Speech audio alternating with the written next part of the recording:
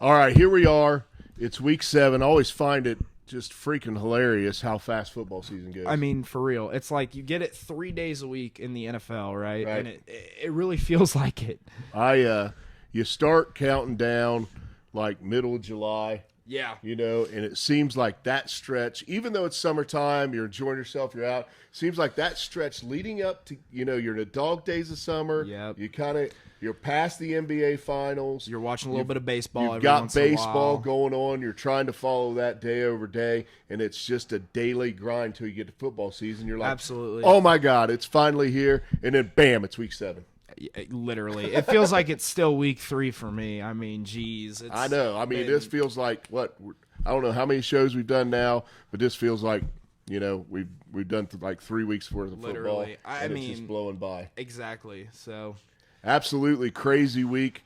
Last week in the NFL, we're going to confess Zeb's going to be out of town this weekend. Yep. So he's got something going on. So we're taping super early. So we're not going to review Thursday nights with Dad. Yeah, Thursday night game is going on right now as we tape. Yeah. Jags are already on the board 7-0. I mean, Saints are formulating a drive, but never mind. They just punted. Never mind. But either way, of course, because I had the Saints, but of course, it's early. That's just because you're bad at picking teams, right? So So I'm gonna tune in after this and watch the Saints absolutely make a comeback at home and sure and thing, clip bud. the Jags because Comebacks are down that's 7. All right. All right, so We just get nothing to straight cover to the there. We covered our overall picks. We're tied on the year. Big 3 we covered in recap show. 8, 9, so 1. 8, 9, and 1 is where Big Zeb stands on a big 3. Yeah, not very well. All right, but either way, we can just get straight in the. But you're coming off a 2-1 week. I mean, yeah, absolutely. We're gonna be positive here.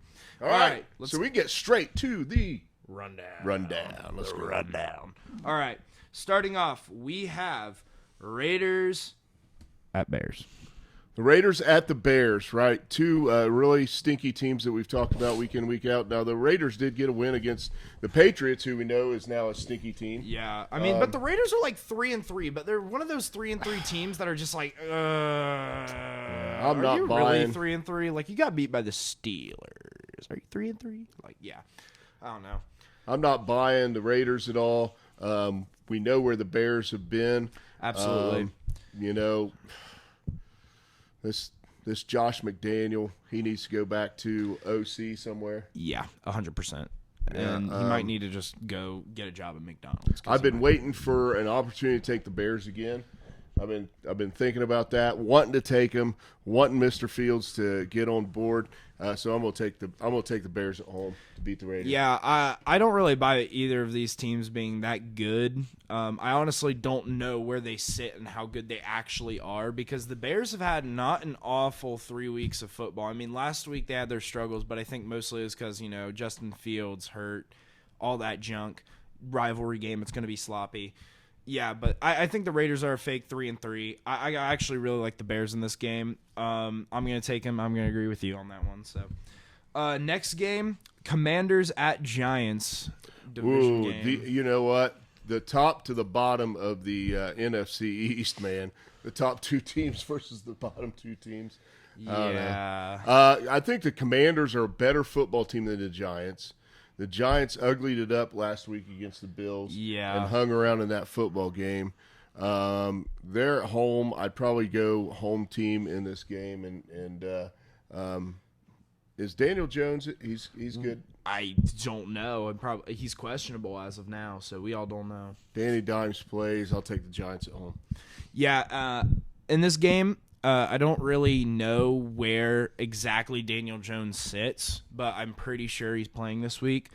And I'll just preface this with this. If Daniel Jones plays, I think the Giants lose. And if Tyrod Taylor plays, I think they actually stick in it. I think they still lose. I think they're bad. I'm going to take the Commanders either way, but yeah. I really don't. I can't say I blame you for that. Yeah, I don't think the Giants are one of the worst football teams this year in the league roster-wise. I mean, their offense just has nothing outside of Saquon, so yeah. I'm going to take the I like Brian Commanders. Daboll. I'm going to take him home to sneak one out.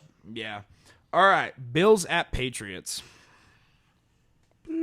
I think this might be the biggest spread on the board. There's a lot more. We've seen some really big spreads this week. I think this one sits at like 9 points. It's at the Patriots, right? Yes, at Foxborough. I want to say it's a sneaky game. I really do. I want to say it's a sneaky game, but it's not quite sneaky enough. Right? Now, Josh Allen has not played great this year.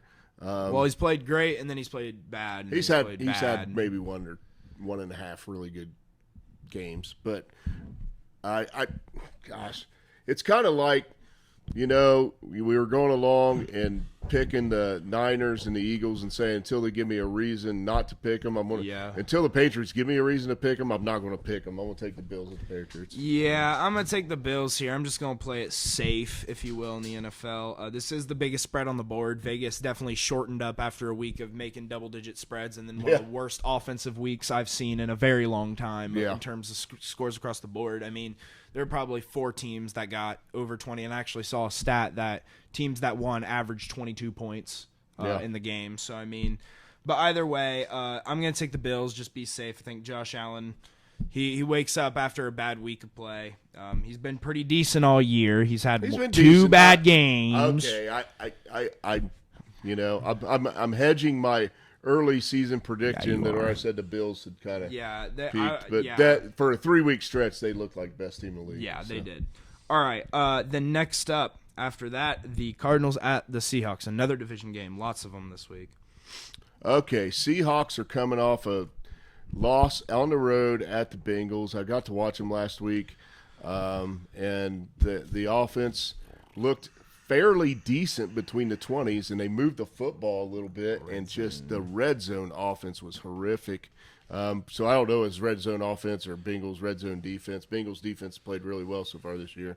But the Seahawks are at home. I'm going to say the 12th man gets them over the top in this game. So I don't believe in the Cardinals at all. I'll take the Seahawks. My pick is not based on data or stats or just common logic. I just have a gut feeling for some reason. Cardinals, I don't know why this game. Yeah, for some reason I have a gut feeling Cardinals pull this one out of nowhere. I really do. I just don't know why. This team's really weird because it's like in the sense of they play a half of football and then the second half they completely are gone. They haven't played a full 60 minutes of football. I think this week I feel like this is the week they finally play a full 60 minutes, and I think they take the random game off of the Seahawks out of nowhere, and the Seahawks are kind of left stumped. I don't know why. I just have a gut feeling. So I think that'll hurt Seattle if they lose this game. In the big scheme of things, when you talk about them being on the verge of a wild card toward the end of the season, if they lose this game, they're going to look back and say, "Ooh." Yeah, this is going to be. Yeah, I feel like it's one of those games, so I'm going to go to Cardinals. All right. Steelers at Rams.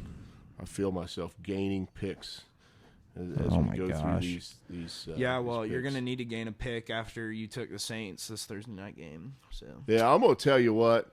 Steelers offense bad. Steelers defense can be really good if they turn you over.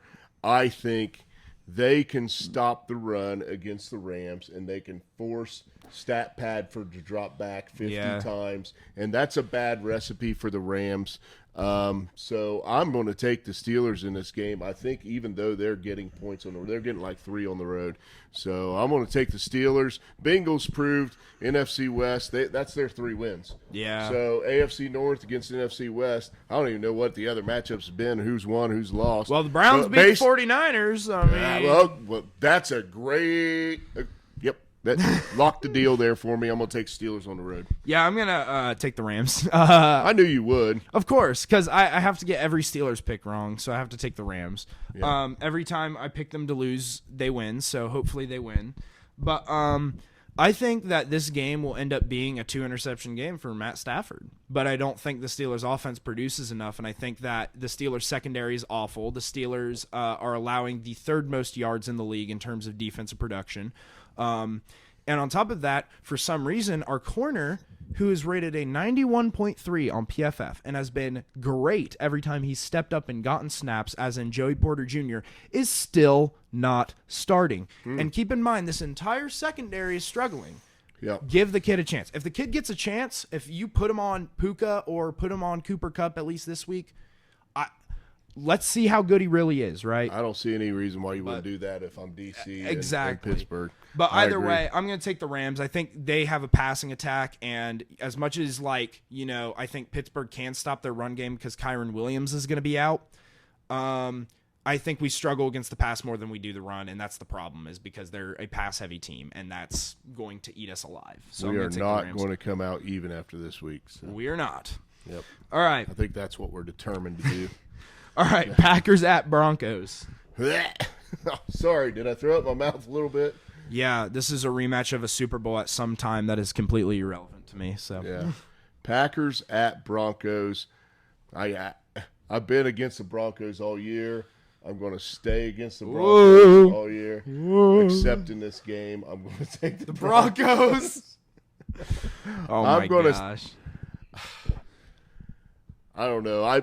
This is the gut feeling one? Yeah, this is gut feeling one. We had the Packers that we had 1 week where we thought the Packers found their way, and Jordan Love looked good, and you know they were ready to go, and I just haven't seen that really since. So I'm going to say the Broncos, because they're not going to lose every game this year. Yeah.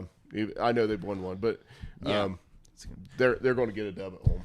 Yeah, this could go either way. This is one of the biggest toss-ups for me. I was trying to decide between it. The spread's probably one. I don't even know. Dude, it's literally one, actually. Okay. Yeah, so I'm going to go off of what you said, that we're determined to not be even after this week, because I am indeed taking the Packers. Yeah. I feel like Jordan Love's going to... I'm kind of rooting for you on that one. I feel like Jordan Love's going to take another step this week. I mean, like, not another step. He's fallen behind 50, and he still needs to get back up 51 to take a step forward. Yeah. But, like, I think this week, you know, the Broncos' defense has been pretty smelly. Yeah. I think we're going to see at least a little bit more offensive production. I think Green Bay's defense will be enough to lock down Russell Wilson and that group of ragtag wide receivers like Jerry Jeudy. But this is really sad. This is a sad game. Because these are two of the great fan bases in the NFL. I don't know about Denver, but I know about the Packers. Denver is crazy, man. Mile High's a tough place to play, man. Yeah, either way. Broncos. Yeah, they're both historic. Sean Payton. Yeah. I don't know. All right. And then finally, Monday Night Football, 49ers at the Vikings.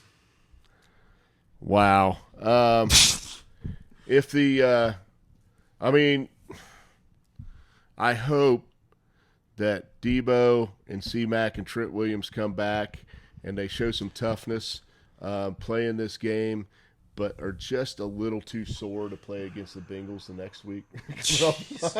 I don't want him to be hobbled. I want Christian McCaffrey to have a full life. I just don't want him to have a full life for the next couple Bengals, weeks. Yeah, right. So. Kind of rooting for the Vikings. You know, that physical Vikings defense. Mm-hmm. I don't even know what I'm saying. Anyway. Are you taking the Vikings or are you taking the 49ers? I'm taking the 49ers because they should have won that game, as ugly as it was, on the road last week at Cleveland. And they should have won it with Debo and C-Mac and Trent leaving the game. I gotta believe a couple of them dudes are going to play this week, and the Vikings hasn't shown us. Their offense was pretty putrid last week. I think Justin Jefferson being out. Like, I mean, I was looking at this game. If Justin Jefferson was in this game, I'd be like, well, the Vikings could sneak one out at home. And then, like, I was about to write him down on my sheet. I'm like, oh, wait a minute. Justin Jefferson is on the IR. He's not playing. When you have – and we saw this last week with the 49ers, right? You have a decent QB in Kirk Cousins. Now, you might call him good, whatever. If you want to call Kirk Cousins good, that's fine. I think that's a valid take. But either way, you take away top half. Their best skill position players, they are going to struggle and their offense is going to stagnate. Yeah. And the Vikings defense hasn't really shown me a lot this year. I know they're not awful, but still, I mean, Vikings haven't shown me a lot on defense. They're not going to have a lot of on offense without Justin Jefferson. I'm going to take the 49ers. So, yeah, I think when you made a great point. When you take away your best offensive weapon, Justin Jefferson is to Kirk Cousins, which Jamar Chase has been the last few weeks to Joey Burrow. If you took that away from the Bengals right now after the way they've been playing, I think they'd be very confused. And it's going to take a couple weeks to figure out how are we going to move the ball offensively without Justin Jefferson. So I think they're still in that struggle. Absolutely. I agree. Yep. All right. 49ers. All right. Now we get to our big boy 5 of the week. 5. We're going to start out with the Browns at the Colts. Interesting game here. Who the hell's playing the quarterback for the Browns? Gardner Minshew's on the other side, Minshew Mania, and he has to go up against one of the best defenses like ever in yards allowed. Well, is it DTR? Is it a PJ Walker? We don't know. Is Deshaun actually, even though he's been kind of cleared to play, is he actually going to play a football game? I don't know. I have a feeling Laying in a massage parlor in Cleveland somewhere? I have a feeling that all 3 of those guys in the same locker room are kind of impersonating each other, and they're kind of as good as each other, honestly, in my opinion. And that might be a hot take, but listen, they all kind of look mid to me. It would be the most Browns thing ever to come off a win against the 49ers and lose, go to the Colts. And take an L against Gardner Minshew. Absolutely. However, that being said, I think there was a good formula where Colts weren't able to run the ball last week. I think this Browns defense is going to be pretty good against the run. They always are. And if the game plan is to drop back Gardner Minshew 55 times against this defense, that's bad. That's what I saw last week, so I got to go. And that was against the Jags. Right. I got to go with what I saw. I got to believe the Browns can make these guys one-dimensional. Yep. Which probably means no dimensional against this defense. So I think regardless who plays quarterback, I think the defense is good enough to stop this Colts offense. I'm going to go Browns. They're favored on the road. No reason to say they won't win this game, I guess. Yeah, like you said, it would be the most Browns thing ever for them to lose to the Colts. But then again, it would have been the most Browns thing ever after Nick Chubb went down to go in like a 5-game losing skid and not be the same, right? Well, but spiral. They haven't spiraled this. They've been inconsistent. I'm 0-5 on my picks for them. Yep. But I'm pretty confident in the Browns this week. I think, like you said, they kind of have a better defense than the Jags, and they have the ability to do exactly what the Jags did to the Colts. Mm-hmm. Exactly what the Jags did to the Colts with themselves. And I just think that Gardner Minshew is not as good of a quarterback to, drop back 55 times. He's not that guy. He's kind of a mid-tier slant pass guy. He's not gonna get you those dubs. And I think that that's just gonna be a struggle, and the Colts offense in general is just gonna struggle so bad against this defense. And either whoever plays, whether it be DTR, PJ Walker, Deshaun Watson, I think they'll be good enough against the Colts defense either way to get them a W. I am gonna go with the Browns. There you go. Take the Colts to the bank. He's not gotten those right. Very interesting. All 3 AFC North teams are out of the division this week. Bengals are on a bye. Be interesting to see how they perform against the rest of the league. If they come out of this, Browns could be 4-2. Steelers could be 4-2 if they get a dub. No.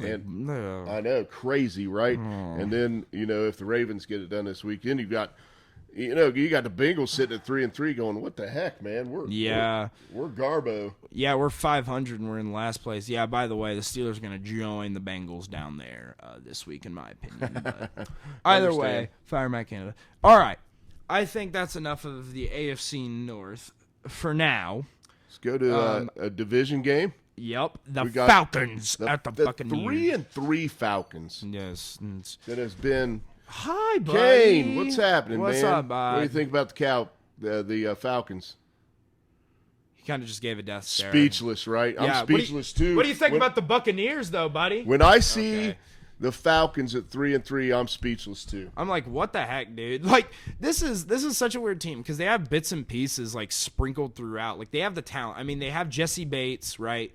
They have Drake London, they have Kyle Pitts, they have Bijan Robinson. But you know what? The thing about their offense in particular is they're missing a quarterback because Desmond Ridder looks like crap. Yeah. Utter crap. And on the other side of it, the Bucs have pretty much the exact same thing. They have pieces everywhere. They have Mike Evans. They have some of their linebackers. They have Vita Vea on the line, They have these pieces everywhere. But the thing is that they have a better system running through. And honestly, they have a veteran in Baker Mayfield throwing the ball.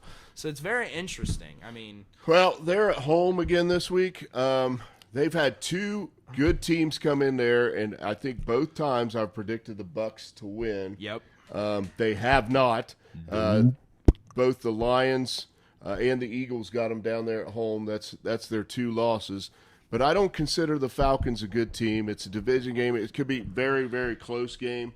But I'm going to take the Bucs defense to stop the Falcons offense. I think greater, kind of one-dimensional offense because of the quarterback issue. Absolutely. So you got to lock in on Bijan, and Vita Vea is probably as good as there is in the league in the middle. Yeah. So I mean, he's definitely there. I'm going to go with the Bucs again. To come out of this and kind of be sitting pretty in the NFC South. Yeah, the NFC South is still a Garbo division. I mean, the Saints, Falcons, and Bucs are the teams that are battling, and two of them are 3-3, and they look like they should be like 1-5. So honestly, I like the Bucs here. I think the Bucs are going to win this division. I think as the season shapes up more and more. I mean, like they stayed competitive. Like they didn't like stay competitive with the Eagles, but they kept on the gas there and like kept fighting.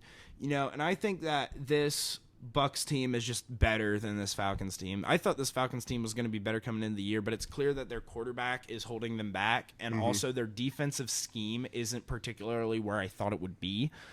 So I am going to take the Bucs, and I'm going to agree with you. And I think that's, I mean, there's not much more to be said. I just think it's a better roster compared to the Falcons, and they don't have a coach that can step up and fill that gap. Only thing that worries me about the Buccaneers is they're just too reliant on Baker, and they just have not got a running game going. No, this year. that's the figure thing. something out there, and an ability to sustain a drive, shorten the game, move the football, keep that defense off the field a little more. They'll be that much better. But yep, I'm with you. Taking the Bucs. All right. Next up, though, at our game number 3. Another division game.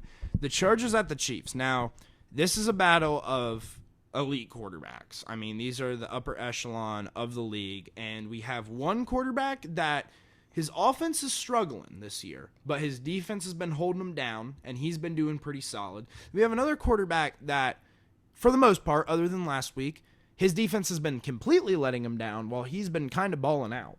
Yeah. So I think this is a very, very interesting matchup because we're seeing that kind of the difference in these two teams, and it's showing that defense is kind of like still a winner in the NFL, in my opinion. Yeah, I really like this game from a wagering standpoint. Plus 5.5 for the Chargers, which is very interesting because I mean, it's not like the Chiefs have not been running away from anybody, man. They've had to fight. And frankly, we've talked about them winning ugly, being a defensive-minded team. Their offense is Mahomes, man. I mean, we've seen him be the leading rusher in a few games. His legs are what they rely on when they got to move the ball on the ground, Absolutely. It seems like, and it's just opportunistic, so he's scrambling around, finding yards, finding plays. I mean, offensive weapons, we've talked about them. Travis Kelce is kind of it. And still puts up numbers. It's amazing but there's, that you can't scheme and say, okay, everybody else on this team kind of stinks, and we can't get. Yeah, you know. I think they like. It's weird because Travis Kelce's great and he's an elite tight end, the best in the league. But there's only so much you can do with a tight end, and I think that definitely shows in this offense because it's like, first off, like their run game isn't great. They're missing some linemen, you know. Yeah. You got, and I don't mean to injuries. I mean from last year. Obviously, they lost Brown Jr. to the Bengals. Yep. But and their wide receivers are putrid. I mean, so putrid that they had to go out and be like, "Hey, can we get McCole Hardman back from the Jets?" Yeah. Like they had to go out and grab him back because it's like they don't have any substance there at wide receiver. Yeah. Their wide Kadarius Toney showed himself.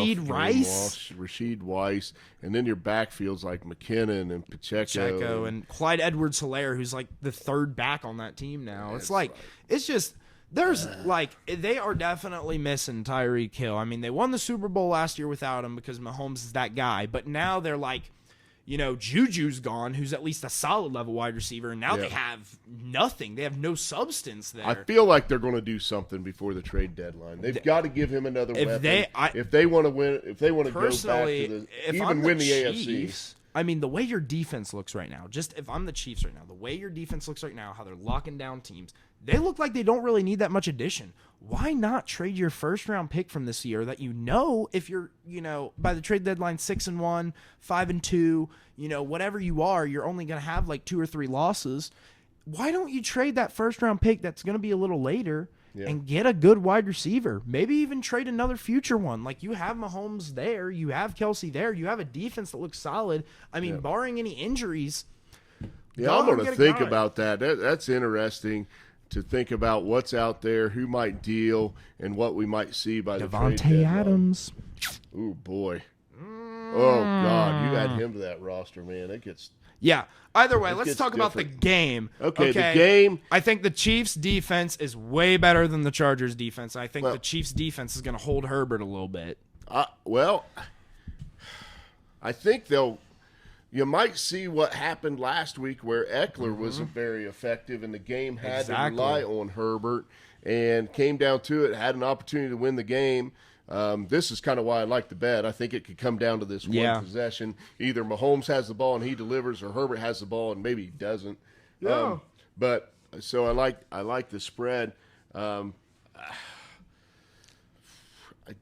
Chargers haven't shown me they can do it, and if you give me a close game and Brandon Staley versus Andy Reid, I'm going with the guy who's been to multiple Super Bowls versus the guy who kicks his team out the playoffs. I understand this is like the Chargers don't win, man. They're 2-4. Yeah, they gotta be worried, man. In a quarterback league, you've got an elite quarterback. You got to.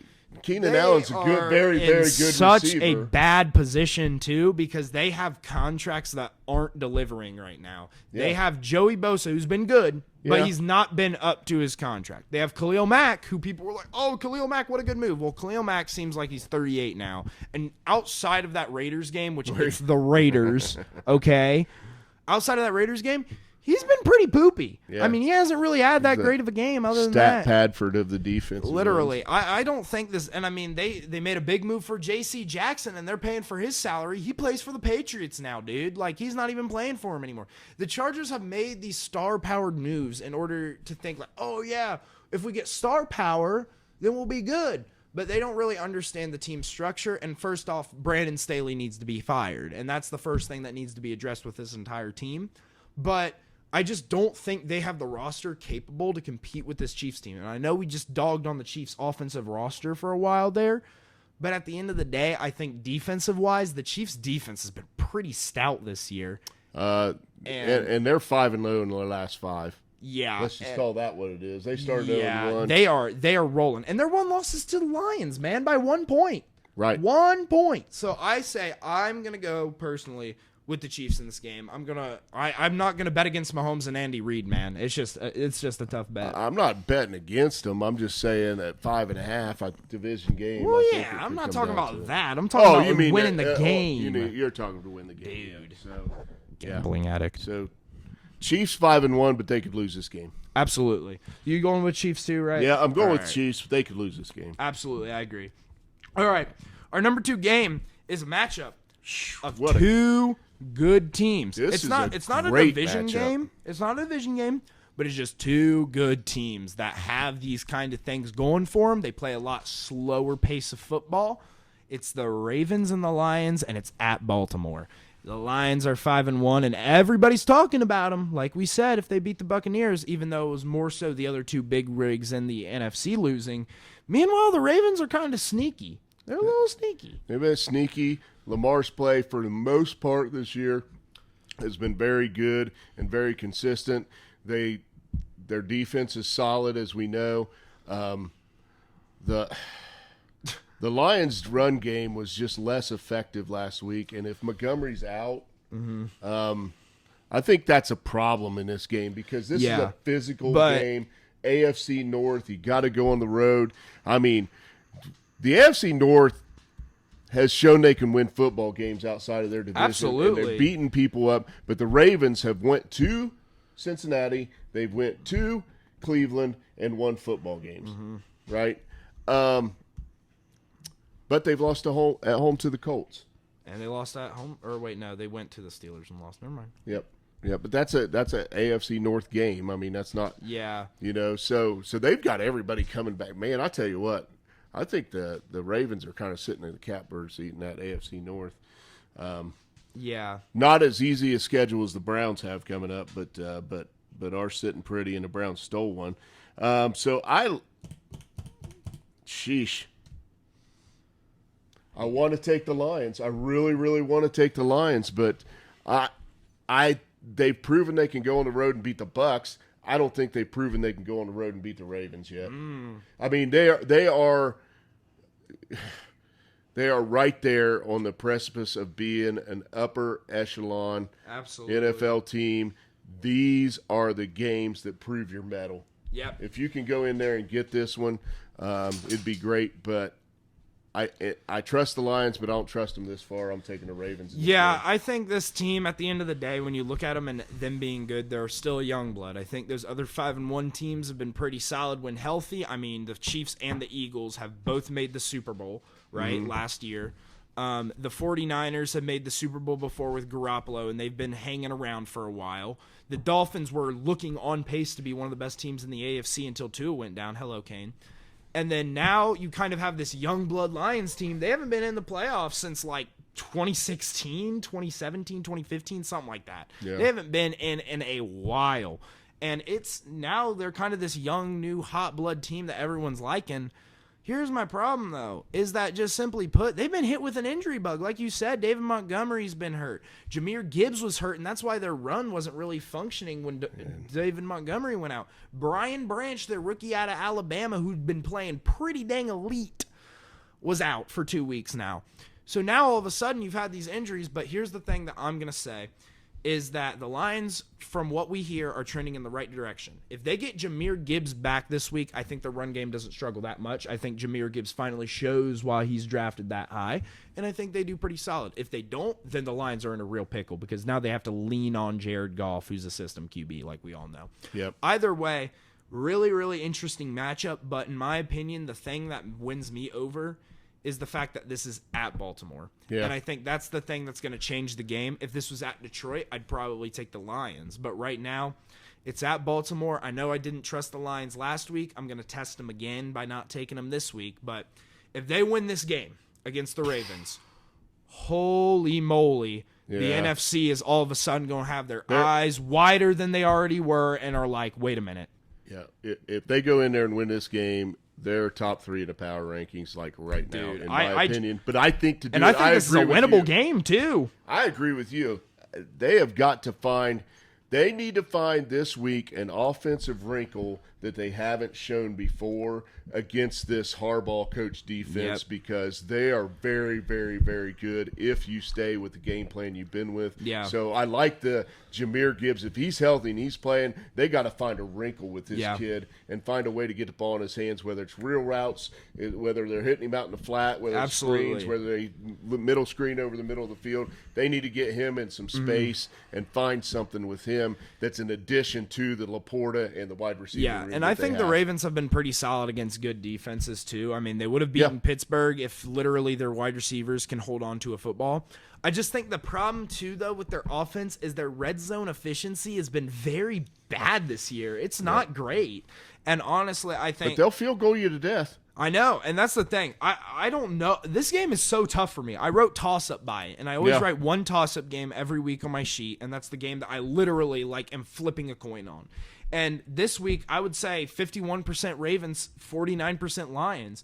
And I think just simply put right here, the Ravens are my 51% just because of Baltimore. But, it's just so hard to gauge because how good is this offense really? And I think this is the test right here because you've gotten your piece. Some of your pieces are a little hurt, right? Jared Goff is your guy. And now you've got to figure out how you're going to beat this Ravens team. I get where you're at with how close this is. And it's kind of what we mentioned with Mahomes earlier. Ravens can't continue to rely on Lamar being their leading rusher. Yeah. They've got to be able to change that narrative at some point, because if they don't, what happens every year is going to happen again. Yeah. Right? So they've got to find a run game somewhere outside of Lamar. And if they don't in this game, hell, man, you don't want Aiden Hutchinson hitting your dude. No. And I think that's the thing, too, is that the Lions' pass rush is great, but they're like, I think Lamar's a little faster. Lamar's a little faster. He's a little bit more efficient. So I think Lamar's going to run a lot. It's great, but they're still young. Lamar's got a few years in the league. He's very experienced, and he's got great. He is matured right now. He's moving great. Yeah. So we're both on the Ravens. You're on the Ravens, very tight, very uncertain. I'm on the Ravens, probably a little heavier. I'm gonna, dude. I'm like considering just randomly blurting out at some point that I'm taking the Lions because I have hope in them and whatever. I want to. Love you, Dan Campbell. I do. If the Lions win this game, then I'm gonna take the Lions every week. I don't know. Either way. All right, now time for our game of the week, and look at that. The NFL put it in the right slot because it's Sunday Night Football. Boom. Dolphins at the Eagles in the right slot. No more crappy games. Well, we get 49ers at Vikings the very next day. But listen, prime time Dolphins at Eagles, 5-1, combined record of 10-2 between both teams. Just a good matchup. It's a great matchup. I think it might be the highest over under in the league this week at 52. The thing about this game for me is just looking at kind of the injury report for the Eagles, and I'm seeing Jalen Carter and Darius Slay and Lane Johnson on the offensive side. So there's a few other names that are slipping my mind right now. So the Eagles look a little beat up. I don't know when their bye week is, but man, I think they're waiting for it. Man. They are praying that it comes very soon. Lost a tough one, and they're coming off a very physical game against those New York Jets. Yeah, I mean, genuinely for me, the injury report's such a great point because it's like they have a lot of defense out, and you're going to need your defense at full freaking force to play this Dolphins team. This offense is electric. It's fast. It hits you like bang, bang, man. It's like Muhammad Ali throwing punches out there, dude. Oh, you won't even see them, and they'll hit you hard. I mean, you got 4 dudes breaking off 21-mile-an-hour runs on this offense. And you have arguably, in my opinion, who should be the front runner for MVP right now, Tyreek Hill, who has just been a monster and having one of the best wide receiver seasons we've ever seen, right? Tua just has to dump it off 5 yards to him, and he's electric, and he can give you a 60-yard run. Tua's been able to connect with him down the field. I'm not hating on Listen Tua. to me, high talker. I'm high talking about it. Yeah, he's been able to connect. I'm not hating on Tua. I'm just saying Tyreek is so good that Tua just has to become a dump merchant if he really wants to, and Tyreek can take it. I think Tua's playing better than that, and I said at the beginning of the year. He's playing better. I'm saying he's playing better. I'm just saying he can because Tyreek's that good this year. He's been great. Tua's been great this year. I wish I had stats in front of me. I would like to know how often Tua's getting touched. It feels like he's not. No, right now. So however they're scheming, their offensive line's playing, getting it out quick, whatever they're doing to keep Tua upright, they're doing a good job. Absolutely. They continue to do that, and he stays healthy, man. I mean, they look good. Philadelphia, man, they're fans. I mean, have you ever watched fans entering the stadium in Philadelphia and what fans do to people? Confession here on the podcast. For those who don't really know me, I am a 76ers fan. I wish I wasn't. It's a curse that I was born with. It's one of the most infuriating organizations to watch. But either way, I do not like Philadelphia fans because every time I talk about the Sixers in a bad light, and I'm a fan, I get swarmed because it's like this pride in Philly, they're crazy, and that's not to say they're bad fans. It's just they're passionate and loving towards their teams, man, and they're crazy. Yeah. But the Eagles fans are going to make a huge impact in this game because it's in Philadelphia, and plus, I mean, this is kind of a clash of ideals, I feel like, in terms of how their teams are. Because it's South Beach coming to Philly. Yeah, but not even that. It's just like this Dolphin team feels like this new hot shot in the league, right? This like fast puncher, right? But then this Eagles team feels like this matured old boxer that can just and pound it, and they know what to do. And I feel like this team, listen, the Eagles have done this thing where they get ahead early in games, and then they slow down at the end. But at the same time, I feel like they're this team. It's just like, take it off the gas. We're winning. You know, we're just gonna win, and that's what we're gonna do, even if it's sloppy. And I feel like that's the clash here. I love the boxer analogy. I love the old guy, because guess what? I'm going to keep hitting you, and I can take a punch. Absolutely. The Eagles can take a punch, and they're going to get hit. Yeah. In this game, I feel like they're going to get hit right in the mouth, and it's going to test their mettle. Mm-hmm. So who you got? See, listen, if we're going to use the boxer analogy, right, I feel like even when the Dolphins got punched by the Bills a little bit and they lost that match, it was just kind of, yeah, we can keep rolling. We're still good. We kind of got halted by a team that was just as hot as us, right? But this is the old guy. We can come in here and win. I think that's what happens here. I think they just absolutely, I'm not going to say pummel them, but I think the Eagles' injuries is going to be the biggest factor in this game. I think that this electric Dolphins offense is going to be too fast for the injuries that they have available. And if this offensive line can hold, this might be a blowy.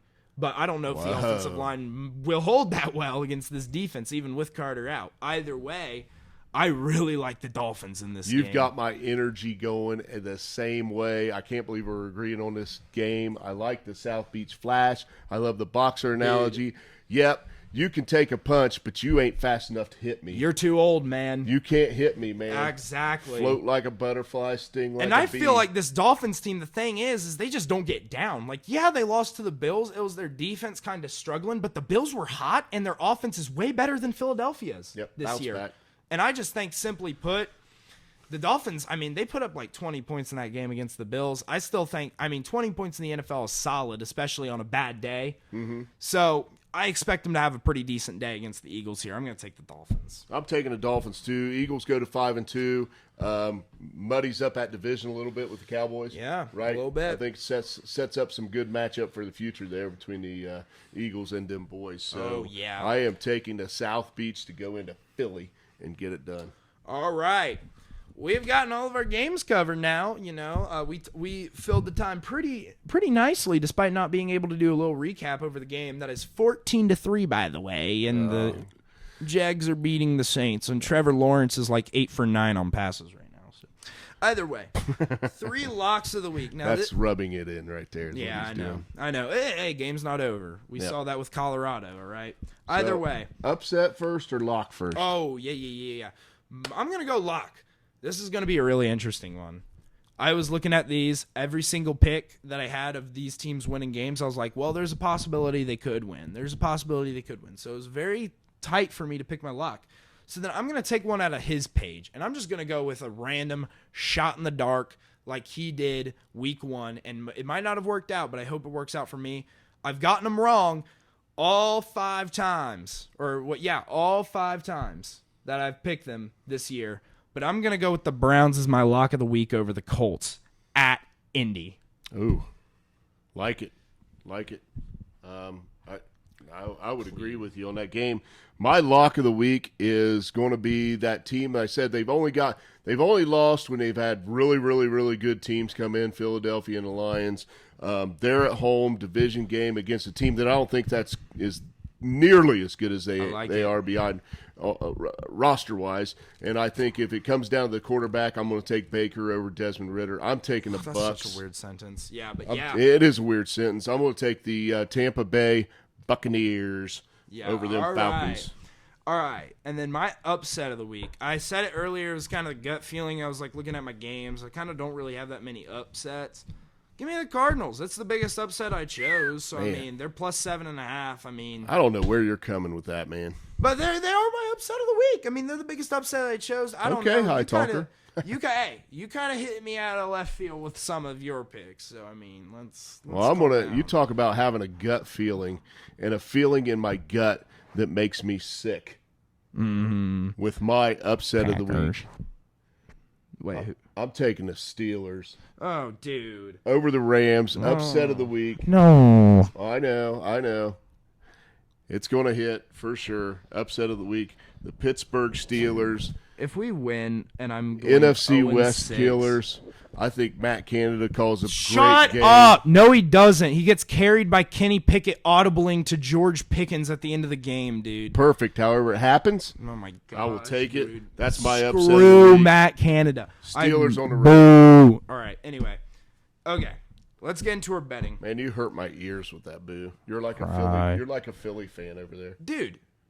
Pittsburgh is in Pennsylvania too. You think they're not bad over there? No offense to Pittsburgh fans. I love you guys, but also at the same time, try not to associate that much with me. All right, let's get over 500 with this big three this week. Come on, I know it's tough. It's early in the week. There's so much crap that can happen. This is like we're taping this thing. We told you Thursday Night Football is going on. There's so much crap that happens between Thursday and Sunday. Yeah, that it is very difficult to pick these on Thursday at this point. So. Yeah, so right now I have all the bets that I would take for each game. So my first, I'm going to take the Dolphins plus 2.5. So it's a little bit of a shaky one, you think. But I'm pretty confident in the Dolphins. You just said you thought they could really blow this team out if they get rolling. Yeah, and I think the Eagles kind of – listen – Dolphins got cocky last week. I feel like they intentionally – I literally feel like watching that game, they intentionally let the Panthers go up 14-0 to see if they can test them, right? But at the same time, I think the Eagles got a little cocky last week, and I think they eventually found out that they're human. Yep. Either way, I don't know what's going to happen, but I'd take the young hotshot boxer over the old man. All right? Two pretty good coaches, too. Two coaches that I really like in that game. So you're taking the professor over Nick Sirianni. Yep. All right. All right, next up, I'm going to take the Bills minus 9 at the Patriots. Now, this might be an interesting one, right? Like, what? But listen, this is my thoughts on it. I think, as weird as it's been, we've been doubting the Patriots all year. We've been up on the Patriots, and now we're starting to kind of cool down on them. Listen, I think Buffalo finally finds their mojo after that Jags and that backslide that they've been having. And I think they kind of just punch the throat in of their biggest rival, and they take advantage of their weak rival, and all those years of getting tortured by Tom Brady comes back to haunt Belichick as he sees his job basically slip from his fingers. And you've said there's something wrong in that locker room. I can agree with you there. I still want to, just based on you can't get it out of your system as a football fan. You feel like this is a sneaky game. But if the Saints can go in there and win 34-0, right? If the Bills don't win by 9 or more, I would be shocked. Okay. Because 34-0 for the Saints is crazy. There you have it, folks. Either way. Bills minus 9. What do you got for your third game? My third. Now this one.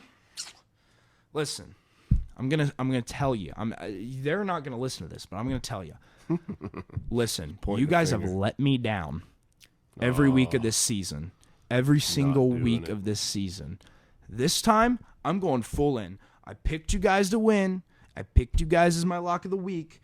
And now I'm picking you guys as the spread. The Browns minus 3. And I swear, if the Browns lose this game, and if they don't cover the spread and still win, fine, okay? But if they lose this game, I'm going to be absolutely, utterly pissed at this team because this team just hates me. They just hate me if they lose this game this week because this on paper is your perfect opportunity to step up in this division, right? Step up. You win this week. The Steelers might lose this week. Heck, the Ravens have a tough game at home. Absolutely. The Ravens and Steelers could lose, and all of a sudden we blink, and you guys are on top. Yeah. So now, the Browns, will you seize that opportunity? Well, they hate you because you're a Steelers fan. Yeah, they do, and they intentionally lose because I'm a Steelers fan. They intentionally lose to my team. And you poo-pooed on them for like the first 3 weeks of the season. I poo-pooed on them because they lost to the Steelers. You shouldn't lose to the Steelers. They're a bad offensive football team. They suck. Okay, but it wasn't their fault because Nick Chubb went out, all right? But either way. Yeah, Nick Chubb doesn't come out of that game. They're just so inconsistent right now, and I don't know how good these teams are. The NFL has so much parity over the past 2 years. Yep. It's awesome. What's Kareem Hunt been doing? Is he getting on track at all? I mean, they're like Listen, Kareem Hunt's like 38 years old and in a retirement home but they now. need him. Yeah. Either way, I mean, those are my picks. I'm pretty confident in them in a tough week, but that's all I have. Another pick that I would watch, though, is the Packers-Broncos 50-50 coin flip. It's a pick-em game, right? I like the Packers. He likes the Broncos. I'd bet the Packers. That's the game that I would watch, but I think it's up to you to coin flip that one. I think you should always take a pick-em game when they're available to you. So, all right. What else we got? We don't got really much other than the fact that the Jaguars are still up 14-3 on the Saints right now, buddy. All right. Well, we will see you next week for a recap. This is a big break for us, taping on a Thursday, and then we probably won't see you till next Wednesday. We'll drop a show next Wednesday before the Thursday night game. So have a great weekend. Enjoy the football games. There's a couple good college games out there. Ohio State, Penn State. Woo! At the shoe. Oh man, that's the test for Ohio State. That could be a dandy. Listen, here's my opinion on it. If they beat Ohio State if they beat Penn State this year, then I would say they're the number 1 team in the country because that'd be the best win on paper for me. And they have Notre Dame, and they have Maryland. Notre Dame too, and they have Maryland. But listen, who has Michigan beat this year? Indiana, Bowling Green. Yeah, and they're playing. The fact that Michigan is ranked above Ohio State in polls just shows that people have no clue right now what they're talking about because Michigan has played nobody. They have no wins. Like, they should be ranked. They should be ranked high based off of last season, based on their team because their team is good. But you're going to put them at number 2 when they haven't beaten anyone, when there's teams with valuable wins under them? It's fine. Their last 3 games are Penn State, Maryland, Ohio State. So their times are coming. Hey, they run that gauntlet. Kudos. But, and they still won't win a bowl game, baby. Woo! And you know what? They got a 24.5-point spread against Michigan State this week, and they're calling it a rivalry game. So, dude, that's like, they I mean, to be fair, Ohio State called it a rivalry game for like a decade into the Harbaugh administration when it was like absolutely nothing from Michigan, no life at all, because Harbaugh's a terrible coach. Right. Either way. They're being investigated now, too. By the way. Did you see that? They were being investigated at the beginning of the season. NCAA's like, nah, there's nothing there. And then Michigan banned their own coach for 3 games. They were like, yeah, you were doing shady acts. The NCAA didn't catch you, but we're going to probation you for 3 games. And now all of a sudden, investigated again. For stealing signs. So I'm going to ramble on just a little bit longer because this was cracking me up. I'm reading an article about this today, and they said, so they had people going to games and for future opponents and potential playoff teams and trying to steal signs. So isn't that scouting? Literally. I don't know, man. What is the NCAA doing? The NCAA is a crappy organization. They screwed over my Louisville Cardinals in basketball for playing players in a little bit of a different way, I'll admit. If you guys, it's a little interesting situation. But the Blue Bloods and the top tiers of every single big name sport in college pay players. Right. That is a fact. You can look up documentary upon documentary upon documentary of SEC schools doing that for like 20 years straight. Yeah. And in basketball, you think that doesn't happen too? You think Zion got into Duke with a 2.3 GPA in high school and they were like, yeah, you're good, buddy. Now, they're paying people. All right? Yeah. And I think the NCAA chooses who they crack down on depending on who makes them the most money and who gives them the most money. And I think right now they're just trying to dog on Michigan because Michigan isn't giving them as much money as those other top 2 teams. I just don't understand the premise behind this, that I can't go to a game, look at their signal caller, and try to figure out what they're calling from the sideline. I mean, that's not stealing signs. And by the way, I'm not even an Ohio State fan. I'm a Louisville Cardinal fan, but I just hate Michigan. Like, screw Michigan, dude. Everyone, like, Harbaugh sucks, man. I'm sorry to all the Michigan fans. You're great people. Honestly, Michigan fans that I've met are great. It's just, man, I do not like Harbaugh. All right, so we've rambled on enough. All right, if you want to catch up something cool in Ohio this weekend, Ohio State's going to Dayton, doing a charity Dayton game. basketball games. Yep, doing a charity game for mental health. Absolutely. Anthony Grant's daughter, I think, committed suicide, and they're doing a game with them. So that's a cool thing. It's going to be played, I think, just like a regular game. That's over at UD Arena. And last but not least, OH. I'm not going to say that. I'm not an Ohio State fan.